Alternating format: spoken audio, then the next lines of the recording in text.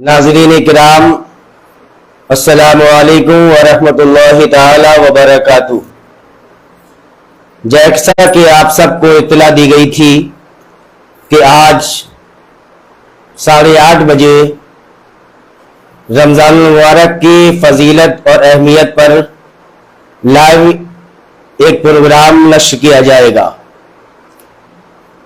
रमज़ान मुबारक अनकरीब हमारे और आपके दरमियान तशरीफ लाने वाला है और ये वो मुबारक महीना है कि इसमें सवाब बढ़ा दिया जाता है। रमज़ान मुबारक एक मेहमान की हैसियत से हमारे और आपके दरमियान चंद दिनों में तशरीफ लाने वाला है।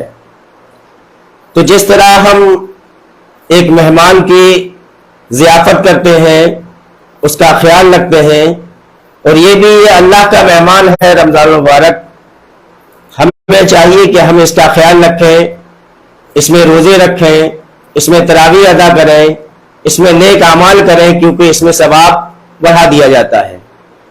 आज हमारे दरमियान जामिया समदिया के उस्ताद हज़रत मौलाना आबिद चिश्ती सकावी साहब मौजूद हैं। हम हज़रत से रमज़ान मुबारक की अहमियत और फजीलत मालूम करेंगे और उसके बाद इंशाअल्लाह रमज़ान मुबारक से ताल्लुक़ से कुछ सवाल भी हज़रत की खिदमत में पेश करेंगे और इंशाअल्लाह हज़रत उसके जवाब इनायत फरमाएंगे। अस्सलामु अलैकुम वरहमतुल्लाहि ताला वबरकातुहू। वालेकुम अस्सलाम वरहमतुल्लाहि ताला वबरकातुहू। हज़रत आप हमारी लाइव पर आज तशरीफ लाए, बहुत बहुत शुक्रिया आपका। और हज़रत हमारे नाज़रीन लाइव देख रहे हैं ये प्रोग्राम, रमज़ान मुबारक की फजीलत और अहमियत क्या है, इसके बारे में कुछ रोशनी डालें। नहमदुहु व नुसल्ली अला रसूलिहिल करीम।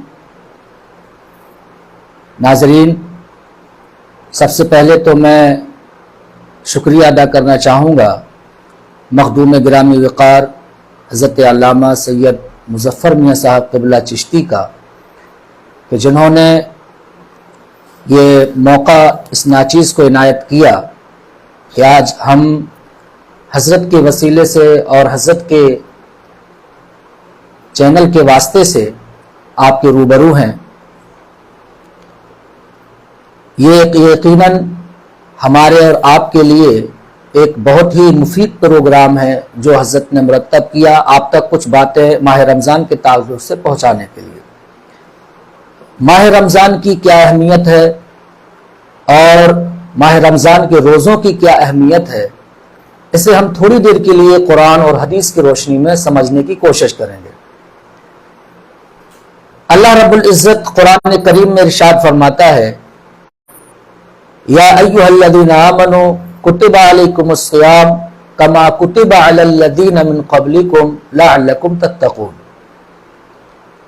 इस आयत करीमा का सीधा तर्जुमा ये है कि ऐ मोमिनो, तुम पर रोजे फर्ज किए गए हैं जिस तरह के तुमसे कब्ल जो उम्मतें थी उन पर रोजे फर्ज किए गए थे, ताकि तुम तकवा शियार बनो, ताकि तुम मुत्तकी हो जाओ, ताकि तुम्हारे अंदर अल्लाह का खौफ और तुम्हारी जिंदगी एक परहेजगार की जिंदगी हो जाए।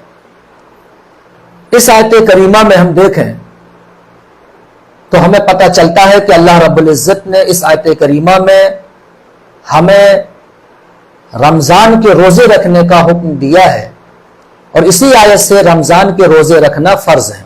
बेशक,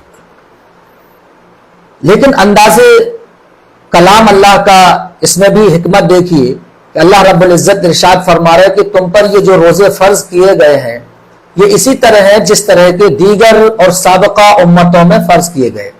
गोया अल्लाह रब्बुल इज़्ज़त हमें ये बताना चाह रहा है और इस बात से खबरदार करना चाह रहा है कि रोज़ा रखना या तुम पर जो रोज़ों को फ़र्ज किया गया वो कोई नई ऐसी इबादत नहीं है जो सिर्फ तुम पर फ़र्ज की जा रही हो, बल्कि तुमसे पहले आने वाली जो उम्मतें थीं, जो अंबिया दुनिया में तशरीफ लाए और उनकी जो उम्मतें हुई, उन उम्मतों पर भी हज़रत आदम से लेकर हज़रत ईसा तक तमाम उम्मतों पर रोज़े फ़र्ज रहे।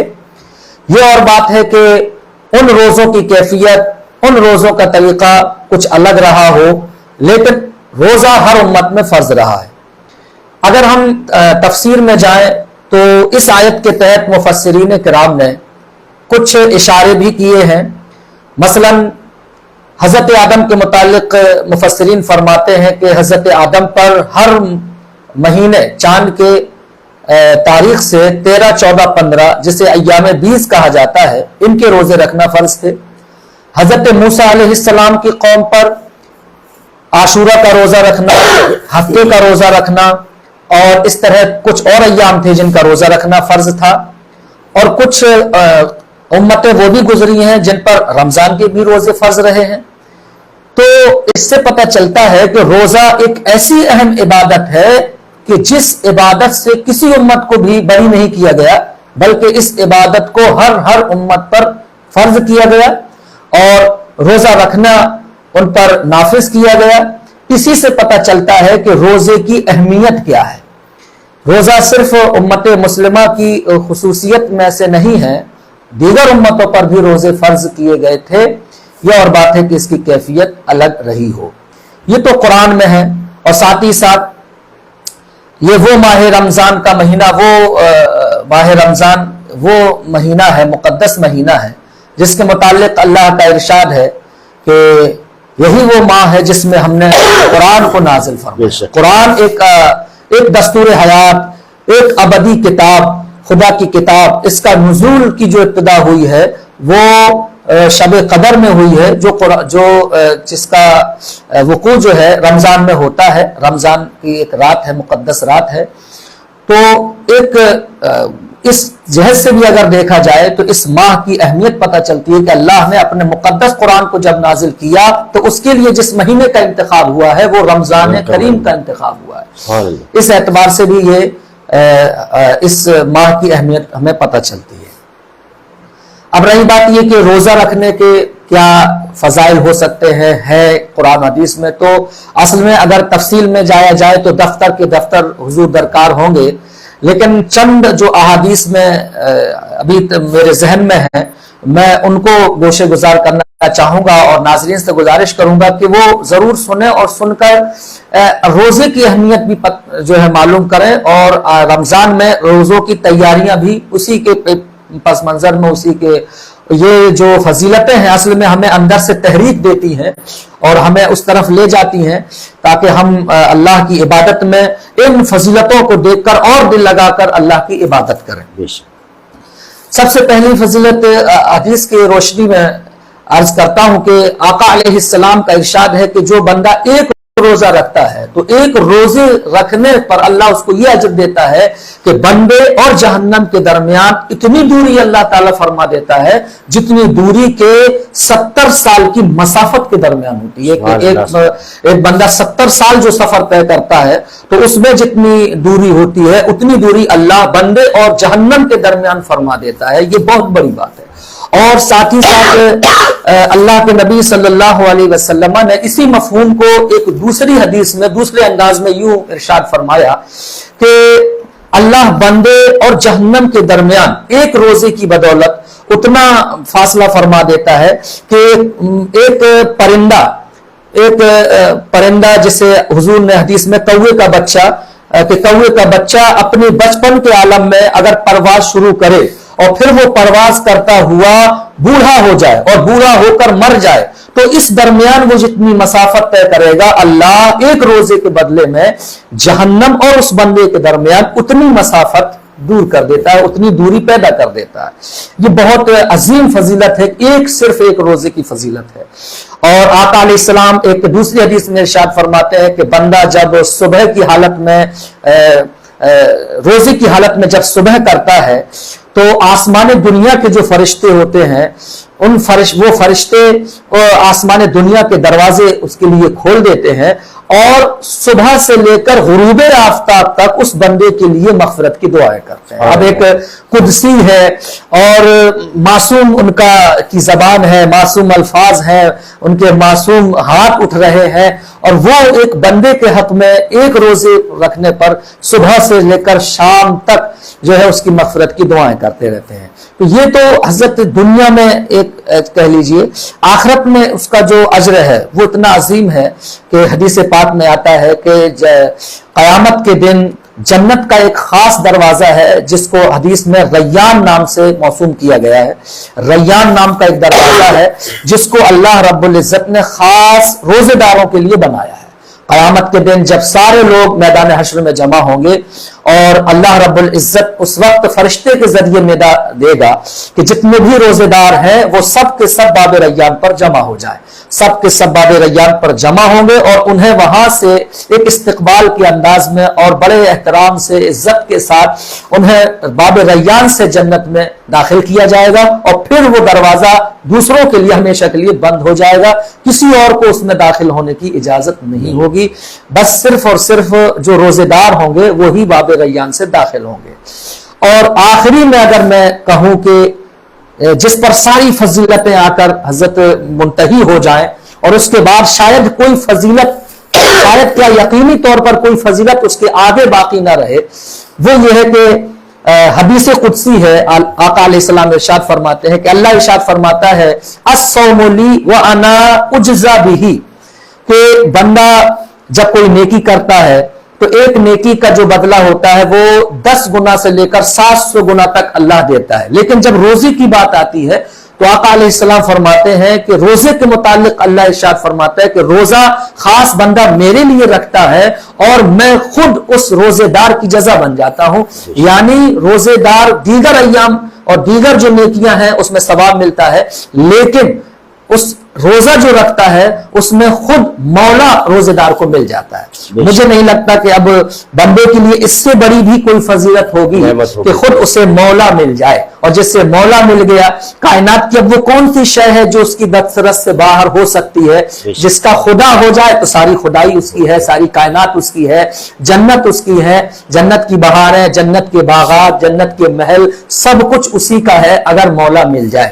لہٰذا یہ جو فضائل عرض کیے گئے ہیں ناظرین کرام، حضرت کے وسیلے سے میں یہ بات عرض کرنا چاہتا ہوں کہ یہ جو فضائل صرف اس لیے بیان کیے جا رہے ہیں تاکہ جب رمضان کریم کا جو مہینہ بالکل قریب مہمان بن کے سایہ فگن ہونے جا رہا ہے، ہم اور آپ وقت نکال کر کوئی عذر نہ کر کے رمضان کے پورے مہینے روزہ رکھنے کا اہتمام کریں، خود اہتمام کریں اور اپنے بچوں کو بھی رمضان کے روزے رکھنے کی ترغیب دلائیں. جو بچے بالغ ہو گئے ہوں ان پر تو آپ جبر کریں، زبردستی انہیں رکھوائیں. جو بالغ نہ ہوئے ہوں اور روزہ رکھ سکتے ہوں تو فقہا فرماتے ہیں ان کو بھی روزے کی ترغیب کے لیے روزہ رکھنے کی ترغیب دی جائے.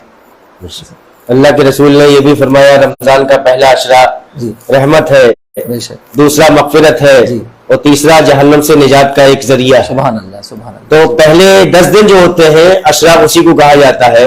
تو اس 10 دنوں میں رحمتوں میں نہائے اللہ کی ہم، اور اس کے 10 دن جو بیچ میں آتے ہیں اس میں مغفرت تلاش کریں، اللہ سے مغفرت مانگیں، جہنم سے آزادی مانگیں اس میں، اور جو آخری 10 دن ہوتے ہیں اس میں جہنم سے نجات مانگے.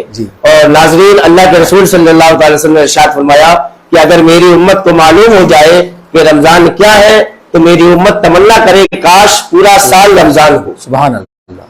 اور ایک حدیث میں اللہ کے رسول نے ارشاد فرمایا کہ جس نے رمضان کی آمد پر خوشی کا اظہار کیا اور اس کے جانے پر غم کا اظہار کیا، اللہ پر واجب ہے کہ اس کو جنت عطا فرمائے. یعنی اللہ کے ذمہ کرم پر ہے کہ اس کو جنت عطا فرما دے. اور میں اس پہ حضرت ایک بات اور ایڈ کرنا چاہوں گا کہ صرف بندہ نہیں بلکہ رمضان کا مہینہ وہ مہینہ ہے کہ جب یہ رخصت ہوتا ہے تو بتایا حدیث میں آیا ہے کہ زمین اور آسمان روتے ہیں، فرشتے روتے ہیں، ملائکہ روتے ہیں، اس لیے کہ یہ مصیبت کو اور یہ بھی ایک پہلو حضرت اس کا آپ ملاحظہ کریں کہ زمین اور آسمان کیوں رو رہے ہیں. آخر نہ انہوں نے روزہ رکھنا ہے نہ وہ مکلف ہے روزہ رکھنے کے، وہ اس لیے رو رہے ہیں کہ امت مصطفیٰ سے ایک ایسا مہینہ رخصت ہو رہا ہے جس میں یہ امت کو اللہ تعالیٰ خاص طور سے رحمتوں سے نوازتا ہے. تو یہ ان کا رونا بھی خاص صرف امت رسول اللہ کی نسبت سے ان کا رونا ہے. تو ماشاءاللہ ماہ مبارک میں نفل کا ثواب فرض برابر کر دیا جاتا ہے، فرض کا ثواب 70 گنا کر دیا جاتا ہے اس مہینے میں. یعنی یہ مہینہ نیکیاں کمانے کا مہینہ ہے، اس میں جتنا ہو سکے زیادہ سے زیادہ ہم نیکیاں کمائیں. اگر ہم رمضان کے علاوہ کوئی نیکی کرتے ہیں تو اس میں ایک نیکی کا ثواب لکھا جاتا ہے، لیکن اگر رمضان میں وہی نیکی کرتے ہیں تو اس کا 70 گنا ثواب لکھا جاتا ہے ہمارے نامہ اعمال میں. لیکن کچھ لوگ ایسے ہیں کہ اس ماہ مبارک میں بھی روزہ نہیں رکھتے ہیں، تراویح نہیں پڑھتے ہیں، खुले आम खाते पीते हैं बहुत से अब लोग। और दिनों में हजरत मैं कते कलाम की जी। माजरत चाहता हूँ, और दिनों में तो बंदे माजरत एक उज़्र बोलने की शैतान का मसला जी, है, जी। शैतान हमें बहकाता है, लेकिन रमजान में तो शैतान को भी जकड़ दिया जाता है, शैतान को भी बंद कर दिया जाता है, कैद कर दिया जाता है, ताकि शैतान का जो एक उज़्र था वो जी, उज़्र जी। ना रहे। लेकिन अफसोस कि हम इतना ज्यादा हमारी तबीयतें गुनाहों की तरफ और शैतानियत की तरफ इतनी माइल हो चुकी हैं कि अब शैतान के बंद हो जाने के बावजूद हमारे शैतानी काम बंद नहीं होते हैं। जी, जी। तो इस पर हमें सोचने की जरूरत है कि क़यामत के दिन हम ये उज़्र भी नहीं रख सकते हैं कि कोई शैतान हमें बहकाता जी, जी। था। इसके ऊपर मुझे एक बात याद आ रही है जी। कि आप फरमा रहे हैं कि शैतान रमजान में कैद कर दिया जाता है। अब गुनाह कैसे हो जाती है लोगों जी, से? जी। कि रोजा नहीं रख रहे, जी, जी। तरावी नहीं पढ़ रहे, खुलेआम खा पी रहे हैं, तो ये 11 महीने जो हम गुनाह करते हैं, नफ्स इसका आदी हो जाता जी, है। नफ्स। कि जिस तरह एक शख्स है, कोई गाड़ी चलाना नहीं जानता है, अब वो गाड़ी 2 महीना उसने सीखी चलाना, अब बगैर उस्ताद के गाड़ी चला लेगा सर, वो जी। उसको उस्ताद की जरूरत नहीं। इसी तरह ये नफ्स जो हमारा है, ये गुनाहों का आदी हो जाता है, और रमजान शरीफ में भी गुनाह कर देता है। इसीलिए उलमा ने इसकी हिकमत यही बयान फरमाई है जी। कि शैतान तो चला जाता जी, है, चला जाता लेकिन है। इंसान का जो नफ्स जिसने 11 महीने गुनाहों की ही प्रैक्टिस कर रखी हो, तो जी। फिर वो नफ्स जो है जल्दी अल्लाह की इताअत की तरफ माइल नहीं जी, जी। होता है। बेशक, बेशक बेशक। यही हिकमत उलमा ने बयान जी। की है। तो हजरत कुछ चंद सवाल है जो क्या रोजे की हालत में कोई शख्स है और वो बीमार हो गया, अब डॉक्टर ने कहा कि इसके इंजेक्शन लगाना पड़ेगा, तो रोजे की हालत में नस में हो या गोश्त में अगर इंजेक्शन किसी ने लगवाया तो उससे रोजा टूटेगा उसका या नहीं टूटेगा? इस सिलसिले में उलमाए किराम का मुत्तफक फैसला है जी। कि अगर रमजान शरीफ में रोजा रखा है या कोई भी रोजा रखा हो और इंजेक्शन लगाने की जरूरत उसको हो, तो ऐसी सूरत में चाहे गोश्त में लगाएं या फिर नस में लगाएं, दोनों सूरतों में रोजा नहीं टूटेगा। रोजा नहीं टूटेगा। रोजा नहीं टूटेगा, रोजा उसका बरकरार है। अगर जरूरत महसूस हो तो ऐसी सूरत में रोजे की हालत में इंजेक्शन लगवाने की इजाजत है। तो नाज़रीन, देखा आपने, रोजे की हालत में अगर आपका रोजा है और आपकी तबीयत खराब हो गई है या आपके घर में किसी की तबीयत खराब हो गई है, उस सूरत में डॉक्टर बोला है कि इंजेक्शन लगाना पड़ेगा, उसके बगैर कोई चारा नहीं है, तो आप रोजे की हालत में नस में या गोश्त में इंजेक्शन लगवा सकते हैं। शरीयत ने इजाजत दी है, आप इंजेक्शन लगवा सकते हैं। हजरत जैसे कोई बीमार हो गया रोजे की हालत में, नाक में, आंख में, कान में दवा डालने की जरूरत है, तो रोजा है, वो रोजेदार है, तो उस सूरत में दवा डाल सकते हैं आंख, नाक, कान में? देखिए हजरत, इसके 2 हिस्से हैं जी। एक तो नाक और कान है जी। और एक है आंख। तो नाक और कान के मुतालिक तो ये है कि अगर नाक में दवा चढ़ाई, नथनों से दवा चढ़ाई, तो रोजा उसका जाता रहेगा, रोजा टूट जाएगा। कान में भी दवा डालने का यही हुक्म है। लेकिन आंख का थोड़ा मसला अलग है। अगर आंख में दवा डालता है तो पहली बात तो ये कहा गया है कि जहां तक हो सके अपने आप को, मतलब अगर कोई जरूरत ना हो ज्यादा तो ना डालें, लेकिन अगर आंख में वो दवा डालता है तो आंख में दवा डालने से रोजा नहीं टूटेगा। आंख में दवा डालने से नहीं टूटेगा। अच्छा, बहुत से लोग, कुछ लोग कहते हैं कि खुशबू रोजे की हालत में लगा सकते हैं या नहीं लगा सकते, इस बारे में क्या? असल में ये चीज हुजूर बहुत गांव देहात में तो बहुत मशहूर है। जी, जी। और बहुत ज्यादा ये इस चीज की शोहरत है कि अगर आप मसलन मैं इसमें और एक चीज ऐड कर दूं, मसलन खुशबूदार तेल लगा लिया, जी जी, सर में तेल लगा लिया, तेल लगाने से रोजा टूट जाता है कि नहीं टूटता है? तो आमतौर से आवाम में, गांव देहात में आप जाइएगा तो बहुत ज्यादा परहेज करते हैं, नहीं तेल नहीं लगाना है या खुशबू नहीं लगाना है, और उनसे उनको लगता है कि शायद अगर खुशबू इस्तेमाल की, तेल इस्तेमाल किया तो हमारा रोजा टूट जाएगा। हालांकि मसला ऐसा नहीं है। अगर आप रमजान शरीफ में खुशबू लगाते हैं या तेल लगाते हैं तो खुशबू और तेल लगाने से रोजा नहीं टूटता है, रोजे का उस पर कोई असर नहीं पड़ता। कोई असर नहीं। तो हजरत जैसे बहुत से लोग कहते हैं थूक निकल लिया, रोजे की हालत में है और थूक ज्यादा आता है, उस वक्त के पानी प्यास भी लगती है तो थूक ज्यादा आता है, कुछ लोग थूक निकल लेते हैं, अंदर कर जाते हैं। अब कुछ लोग ये फतवा देते हैं या लगाते हैं कुछ लोग आपस में एक दूसरे से कि तुमने थूक निकल लिया, रोजा टूट गया तुम्हारा। तो रोजे की हालत में थूक अगर किसी ने निकल लिया 1 बार, 2 बार, 4 बार, तो क्या उसका रोजा टूट जाएगा या रोजेदार रहेगा? असल में ये भी मसला इसी तरीके से फैला हुआ है। जी जी। मैंने कई लोगों को खुद तजुर्बा किया कि रमजान का महीना है और जब मुलाकात हुई तो बार बार के दौरान बार बार थूक रहे। अच्छा, उसके बाद वो शिकायत भी करते हैं कि इस तरह हमें रोजा रखना बड़ा दुश्वार है, हमारा गला सूख रहा है। तो असल में ये भी एक गलत फहमी है اور اس لیے کہ آپ کا جو تھوک اندر ہے وہ تھوک جو آپ پانی آ رہا ہے اس کو اندر ہی اندر اگر آپ نکل رہے ہیں تو ایسی صورت میں آپ کے روزے پر کوئی اثر نہیں پڑے گا, روزہ برقرار رہے گا. اور اس سے جو آپ بار بار تھوکتے ہیں, میں نے یہ بھی دیکھا ہے کہ ایک گھن سی محسوس بھی ہوتی ہے. آپ کہیں بھی کھڑے ہیں, بات چیت ہو رہی ہے, بار بار آپ تھوک رہے ہیں تو اس سے دو چیزیں, ایک تو گھن بھی ہوتی ہے, ساتھ ہی ساتھ خود آپ ایک تکلیف میں پڑ رہے ہیں کہ جو تھوک آ رہا ہے بار بار تھوکنے سے آپ کا گلا سوکھ رہا ہے جس سے آپ کو کچھ پریشانی ہوتی ہے. لہٰذا یہ غلط فہمی ہے, روزہ بالکل اس پر کوئی اثر نہیں پڑتا. آپ اپنا تھوک جو اندر ہی اندر نکل رہے ہیں اس سے روزے پر کوئی اثر نہیں پڑے گا, روزہ آپ کا بحال ہے. لہٰذا اس غلط فہمی کی اصلاح کر لیں. جی ناظرین, آپ نے سن لیا کہ اگر آپ روزے دار ہیں اور اگر آپ تھوک نگل رہے ہیں, آپ نے تھوک نگل لیا تو آپ کا اس سے روزہ نہیں ٹوٹے گا. اور حضرت ایک سوال ہے, کوئی شخص ہے رات میں سو گیا اور کہ صبح اٹھ کے سحری کر کے روزہ رکھ لوں گا میں, لیکن اس کی آنکھ تب کھلتی ہے جب سحری کا وقت ختم ہو گیا, فجر کا وقت ختم ہو گیا. اب وہ بہت سے لوگ یہ سوچتے ہیں کہ میں نے سحری کی نہیں, بغیر سحری کے روزہ ہوتا نہیں ہے, تو کیا بغیر سحری کے روزہ ہو جائے گا؟ اور اگر وہ کلی کر کے نیت کر لے اس وقت تو اس کا روزہ مان لیا جائے گا کیا؟ روزے کے درمیان اکثر یہ ایسا ہوتا ہے, تو رمضان شریف میں خاص طور سے کہ رات تک جاگنا ہو جاتا ہے جی, اور اس کے بعد تراویح ہوتی ہے, کچھ لوگ چائے نوشی بھی ہونے لگتی ہے جی, اور اکثر ایسا ہوتا ہے کہ پھر سحری کے ٹائم جاگنا, کبھی کبھی ایسا ہو جاتا ہے نہیں جاگ سکتے ہیں. تو عوام میں تو یہ ہے کہ سحری نہیں کی اب ہم روزہ رکھیں, وہ تھوڑی سی ان کو ایک اضطراب ہوتا ہے, گھبراہٹ سی ہوتی ہے کہ روزہ ہوگا یا نہیں ہوگا. تو اصل میں سحری کرنا یہ رسول اللہ صلی اللہ علیہ وسلم کی پیاری سنت ہے, جس کے متعلق حضور نے ارشاد فرمایا کہ سحری پوری کی پوری برکت ہے, اور اگر سحری کرو اگرچہ پانی کا ایک گھونٹ ہی کیوں نہ ہو, لیکن سحری کرو اس لیے کہ سحری میں اللہ نے برکت رکھی ہے. تو سحری کرنا ایک سنت ہے, لیکن اگر کبھی ایسا اتفاق ہو جائے کہ آپ سحری نہ کر سکیں اور آپ کی نیند نہ کھلے اور اذان فجر کی ہو گئی تب آپ بیدار ہوئے, تو اس میں کوئی گھبرانے کی ضرورت نہیں ہے. اگر آپ اسی ٹائم سے نیت کر لیتے ہیں روزے کی, تو ایسی صورت میں بغیر سحری کے بھی روزہ ہو سکتا ہے. آپ بغیر سحری کے بھی روزہ ہو بھی سکتا ہے, بلکہ رکھنا پڑے گا. رمضان کا روزہ ایسا نہیں ہو سکتا ہے کہ آپ نے سحری نہیں کی تو اب ہم, اس میں آپشن نہیں ہے کہ سحری نہیں ہو تو اب ہم رکھیں کہ نہیں رکھیں, ایسا نہیں ہے, بلکہ آپ کو رکھنا ہی ہوگا. اگرچہ آپ کی سحری نہیں ہوئی ہے لیکن بغیر سحری کے بھی آپ کو روزہ رکھنا ہوگا, اور بغیر سحری کے روزہ بھی وہی روزہ ہے جیسے کہ سحری کا.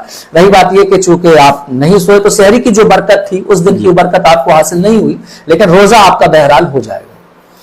حضرت کچھ لوگ اذان فجر تک کھاتے پیتے رہتے ہیں کہ ادھر فجر کی اذان ہوئی, ادھر وہ کھا پی رہے, جب اذان شروع ہوئی فجر کی تب بند کیا, اذان ہو گئی, روزے کا وقت ختم ہو, سحری کا وقت ختم ہو گیا, اب بند کرو, تو یہ کہاں تک صحیح ہے؟ حضرت میں نے گاؤں دیہات میں بھی دیکھا اور خود بچپن کا ہمارا تجربہ رہا ہے کہ اس وقت اتنے زیادہ جو موبائل سسٹم ہے, ہر چیز کا وقت معلوم ہونا, تو اکثر میں نے یہ بھی دیکھا ہے, اور آج بھی بہت ایسا نہیں, اکثر بہت مقامات پر ہے یہ ایسا ہے جہاں علم کی روشنی پھیلی, علماء ہے, مفتیان کرام ہے, وہاں تو ایسا نہیں ہے. لیکن جہاں پر ابھی تک کوئی ایسی علماء کرام نہیں پہنچے, میں نے آج بھی گاؤں دیہات میں کہیں کہیں ایسا ہے کہ جب اذان ہوتی ہے تو وہ سمجھتے ہیں کہ اب جو ہے سحری کا وقت ختم ہوا ہے, جبکہ اذان جو ہو رہی ہے اصل میں وہ اس لیے ہو رہی ہے کہ فجر کا وقت شروع ہو گیا ہے, نماز کا وقت شروع ہوا ہے, اور وہ جو روزے کا جو وقت ہوتا ہے وہ تو صبح صادق پر ختم ہو جاتا ہے. جیسے صبح صادق کوئی روزے کا وقت ختم ہو گیا, صبح صادق کے بہت دیر کے بعد اذان ہوتی ہے, تو اذان تو صبح صادق کے بہت دیر بعد ہوئی اور روزے کا وقت صبح صادق سے پہلے ختم ہو چکا ہے. تو اب اگر کوئی صبح سحری کر رہا ہے اور کرتے کرتے اذان ہو گئی ہے اور اذان کے وقت وہ اگر ختم کر رہا ہے اپنی سحری, تو ایسی صورت میں چونکہ اس کا روزے کا جو وقت تھا, سحری کا وقت تھا, وہ بہت پہلے ختم ہو چکا تھا اور اذان تو خارج ہو چکا تھا اس وقت سے. لہٰذا اگر کوئی اس ٹائم تک کھاتا پیتا ہے تو ایسی صورت میں اس کا روزہ نہیں مانا جائے گا, اس کا روزہ نہیں ہوگا. لہٰذا اس بات کا ناظرین خاص خیال رکھیں اور وقت کو اپنا لکھ لیں, پتہ کر لیں. اور آج کل تو کارڈ کر لیں سب جگہ, تو مطلب جو کارڈ پہ لکھا ہے جو سحری کا وقت ختم ہے اس سے 10 منٹ پہلے, 5 منٹ پہلے ہی آپ چاہیں تو کلا کر کے بالکل تیار رہے تاکہ کسی قسم کا شک و شبہ نہ رہ جائے روزہ آپ کا صحیح ہے کہ نہیں ہے. اور بالکل قطعی طور پر اذان کا انتظار نہ کریں, اذان تو بالکل اس کے بہت بعد میں ہوتی ہے.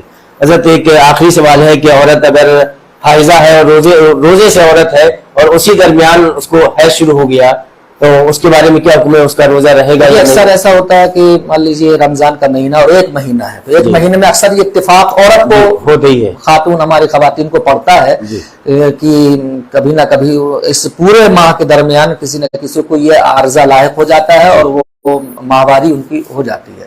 تو ایسی صورت میں شریعت کا حکم ہے کہ اگر عورت روزے سے ہے اور درمیانے روزہ اگر اسے ماہواری آتی ہے، حیض آتا ہے، تو ایسی صورت میں اس کا روزہ ٹوٹ جائے گا جی. اس کی قضا بعد میں کرے گی، قضا اس کی بعد میں کرے گی اور وہ وہاں سے اس کا روزہ وہ نہیں مانا جائے گا، وہ ٹوٹ جائے گا روزہ.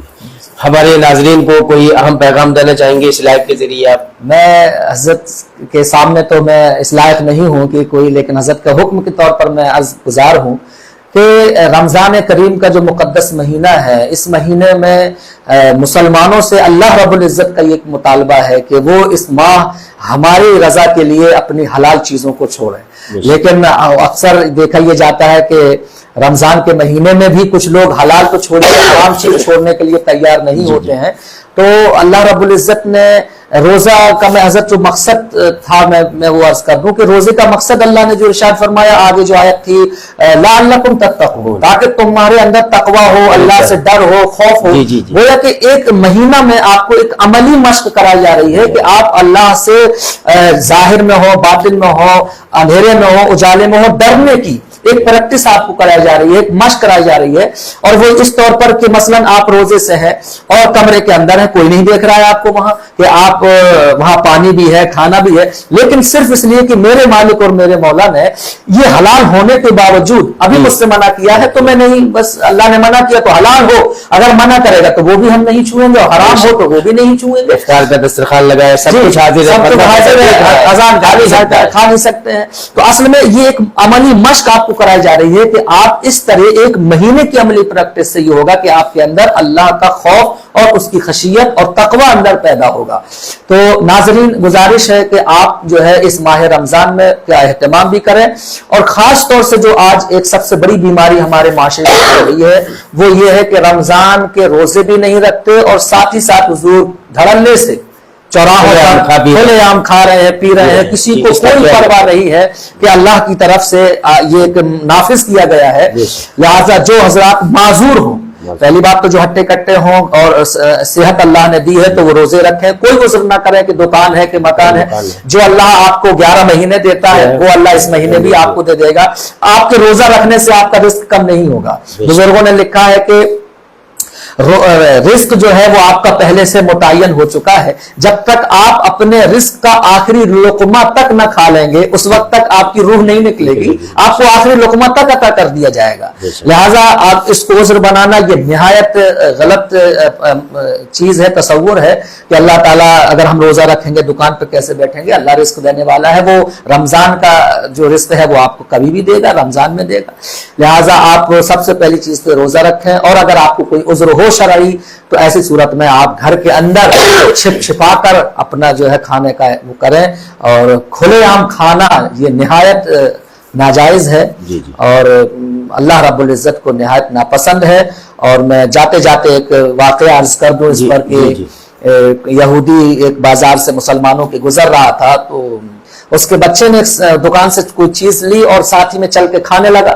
تو اس نے یہودی نے اپنے بچے کو ایک زور سے ایک تماچا رسید کیا تو بچہ رونے لگا. پوچھا کیوں مارا؟ کہا کہ رمضان کا مہینہ ہے اور مسلمانوں کا بازار ہے، ان کا محلہ ہے، ان کا گلی ہے، اور آپ کھلے عام کھا رہے ہیں.